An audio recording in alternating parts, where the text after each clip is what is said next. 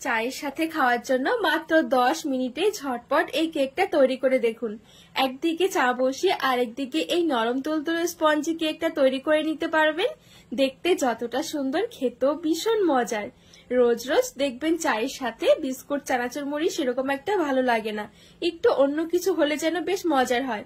তো এই সময় কিন্তু ঝটপট তৈরি করে নিতে পারবেন, ঘরে থাকা উপকরণে রেডি করে নিতে পারবেন। পারফেক্ট একটা রেসিপি চায়ের সাথে খাওয়ার জন্য।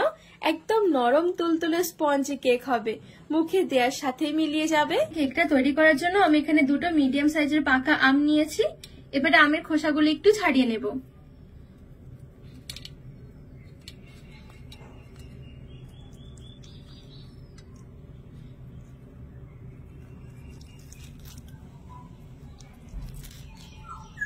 তো দেখুন, দুটো আমি খুব সুন্দরভাবে খোসা ছাড়িয়ে নিয়েছি।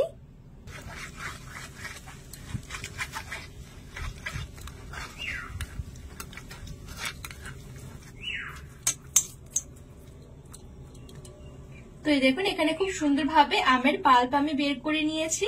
এই করতে অবশ্যই মাপটা ঠিক রাখতে হবে। তো মাপের জন্য দেখুন, আমি এরকম একটা মিডিয়াম সাইজের ছোট বাটি নিয়ে নিয়েছি। এই বাটি মেপেই সবকিছু দেব। তো এই বাটি মেপেই ঠিক এক বাটি নিয়ে নিয়েছি লিকুইড দুধ। দুধটা আমি আগে থেকে জাল করে একটু ঘন করে নিয়েছিলাম, তারপরে ঠান্ডা করে নিয়েছি।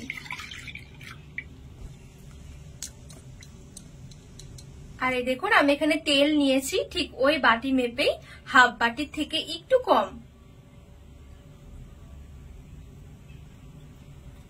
এবারে এই বাটি মেপে নিয়ে নিচ্ছি এক বাটি আমের পাল্প। তো এই দেখুন, পুরো আমি এক বাটি আমের পাল্প নিয়ে নিয়েছি। আর 2 টেবিল চামচ দিয়ে দিচ্ছি গুঁড়ো দুধ। এবারে সবকিছু হুইস্ক দিয়ে ভালো করে মিশিয়ে নেব।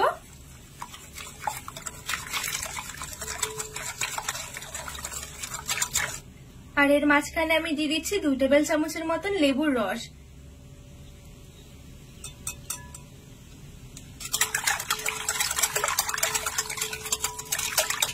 তো সবকিছু খুব ভালোভাবে নেড়েচেড়ে আমি মিশিয়ে নিয়েছি। এবারে একটা চালনি বসিয়ে দিয়েছি। এবারে ঠিক ওই বাটি মেপে 2 বাটি নিয়ে নিচ্ছি ময়দা।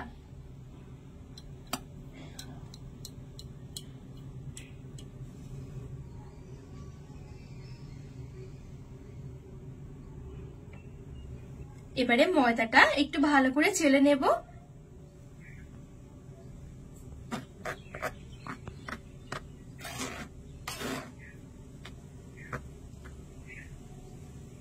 তো ময়দাটা খুব সুন্দরভাবে চেলে নিয়েছি। এবারে আমি নিয়ে নিচ্ছি 1 টেবিল চামচ বেকিং পাউডার, হাফ টেবিল চামচ নিয়ে নিচ্ছি বেকিং সোডা। এবারে এগুলো একটু ভালো করে চেলে নেব। এবারে সবকিছু ভালো করে মিশিয়ে নেব।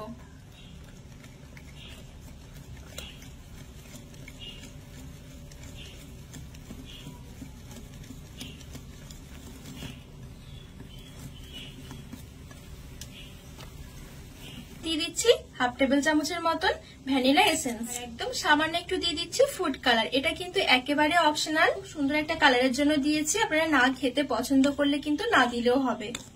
এবারে ভালো করে মিশিয়ে নিচ্ছি।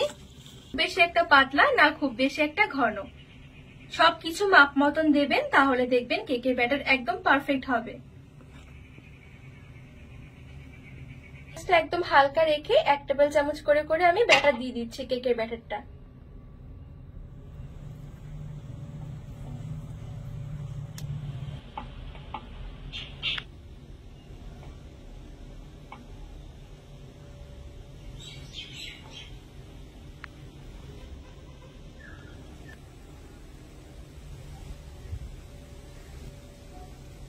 সবগুলোর মধ্যে আমি খুব সুন্দরভাবে নিয়ে নিয়েছি। এবারে এভাবে করে একটু ঝাঁকিয়ে দেব।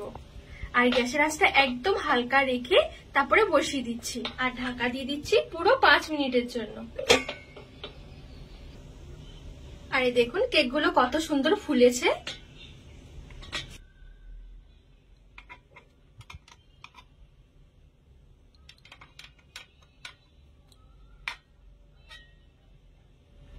এই দেখুন কত সুন্দর কেক হয়েছে, আর কতটা নরম তুলতুলে দেখুন। এই দেখুন ভেতর থেকেও কতটা সুন্দর হয়েছে।